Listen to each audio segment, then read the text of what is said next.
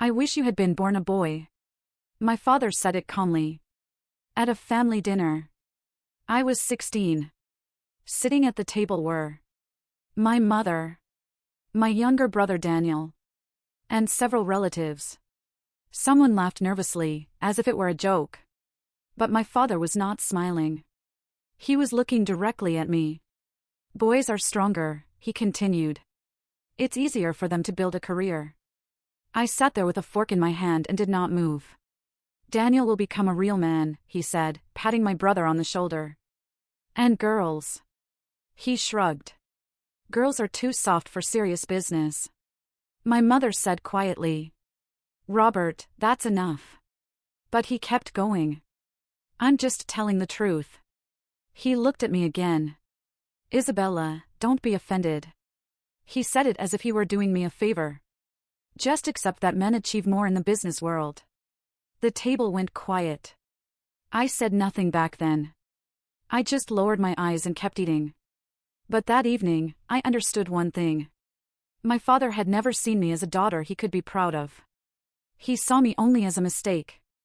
A child who had not been born as the one he wanted. And from that day on, he repeated it again and again. You're too soft. You're not made for a hard world. Men survive in business. I listened to that for many years. And one day, I simply stopped arguing with him. Not because I agreed, but because I understood one simple thing. Sometimes the best answer to people who do not believe in you is time. If you connect with stories like this, subscribe. My father always said he had only one real heir. And it was not me. It was my younger brother Daniel. He was born 3 years after me. And from the very beginning, my father looked at him in a way he had never looked at me. With pride. With expectation. With certainty.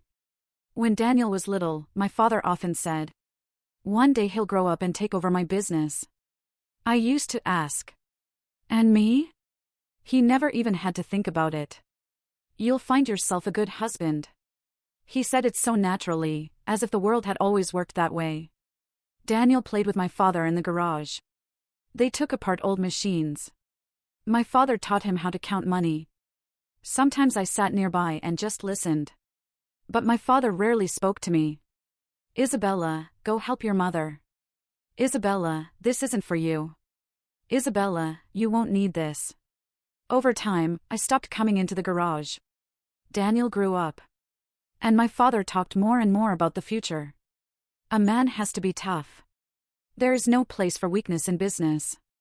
Power belongs to those who know how to take it. Daniel listened to him with admiration. And I simply watched. When I was 22, I told my father for the first time that I wanted to work in business. We were sitting in the kitchen. I said calmly, I want to try working in finance. He looked at me as if I had said something strange. Why? Because I'm interested in it. He smirked. Isabella. He said it gently. But his voice carried the same thing it always had. It's too hard a world. You're not like that. I asked. And what am I like? He shrugged. You're too soft. People like you don't survive in business. That was the first time I answered him directly. Maybe you just never gave me a chance. He laughed. Not cruelly. Just confidently. I don't need to give anyone a chance. I simply see people for what they are. After that conversation, we never discussed my career again. I just started building it on my own. Without his advice. Without his help. Without his approval.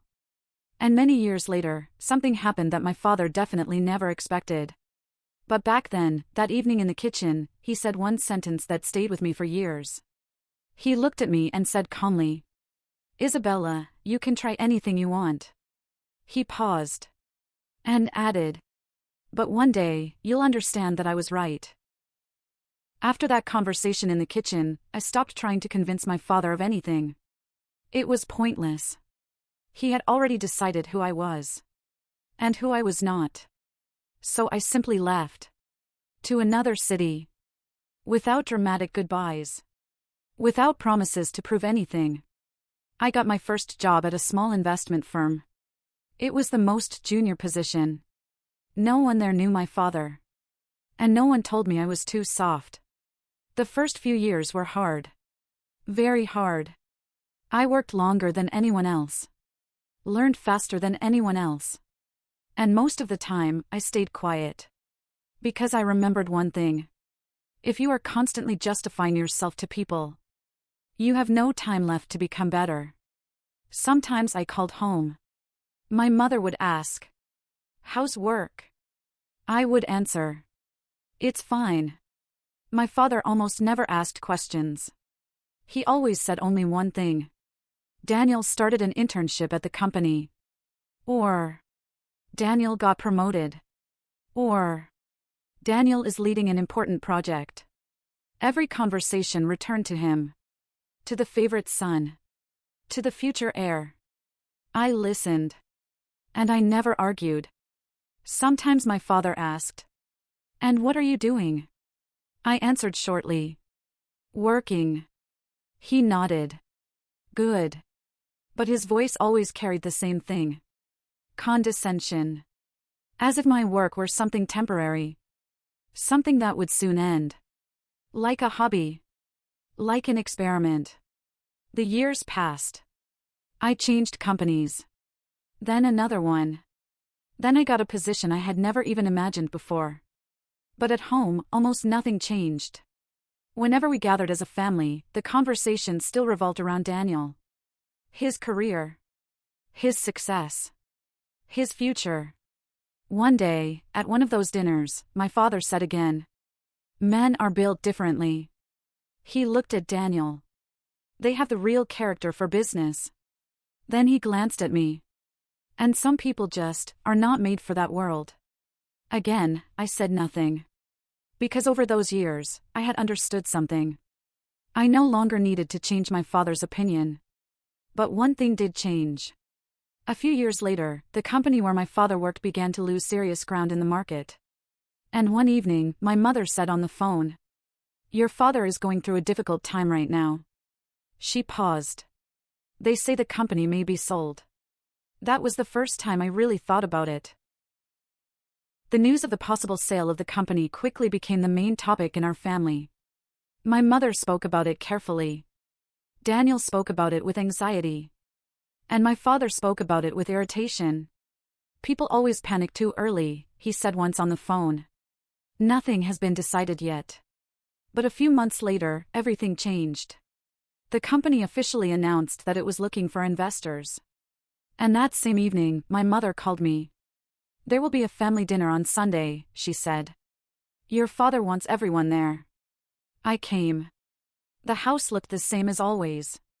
The same kitchen. The same table. The same seats. Daniel was already sitting next to my father. They were discussing work. "We have a general meeting tomorrow," my father was saying. "Management is supposed to announce what is happening with the company." Daniel frowned. "Do you think they'll really sell it?" My father smirked. "If they do, it will be to someone serious." He poured himself some water. In our world, decisions are made by strong people. My mother placed plates on the table. "Robert." But he was already continuing. "I just hope the new owner understands how this business works." Daniel nodded. "Yeah." My father looked at him with pride. "Things like this should be controlled by people with character." Then his gaze moved to me. He smiled. That same calm smile I had known since childhood. "Don't be offended, Isabella," he said. "But this is not the field where people like you make decisions." The table went quiet. Daniel awkwardly lowered his eyes. My mother looked at me. But I felt neither anger nor hurt. I simply asked, "What time is the meeting tomorrow?" My father looked surprised. "At 10 in the morning." I nodded. "I see." He frowned. "Why are you asking?" I calmly picked up my glass of water. "Just curious." My father smirked. "I'm sure you wouldn't want to be at a meeting like that." He paused. "It's going to be a pretty tough conversation." I looked at him. And for the first time in many years, I did not argue. The next morning, I arrived at the company office a little early. The building looked the same as always. A large lobby.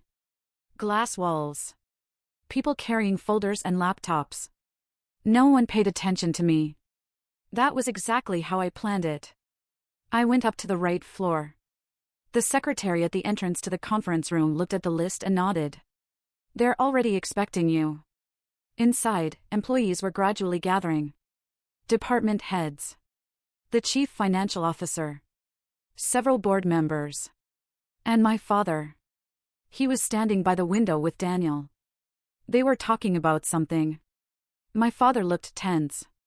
But confident. He still thought he controlled the situation.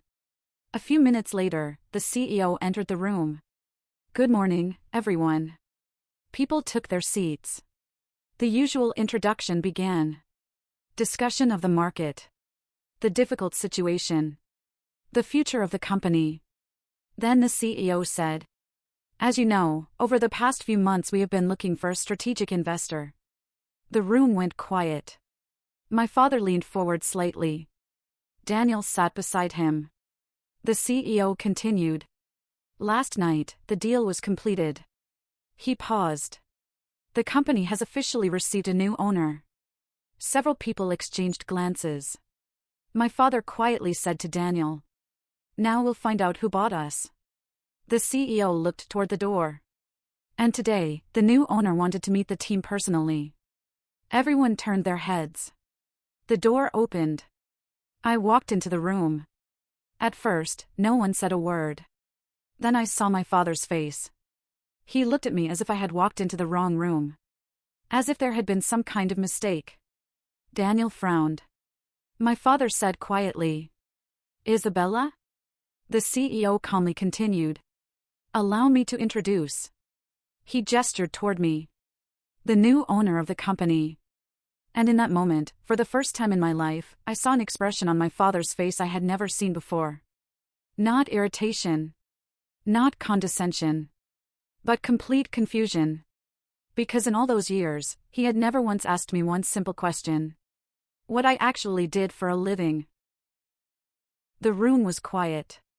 So quiet that I could hear someone turning pages. My father was still looking at me. As if trying to understand what was happening. As if this had to be some kind of mistake.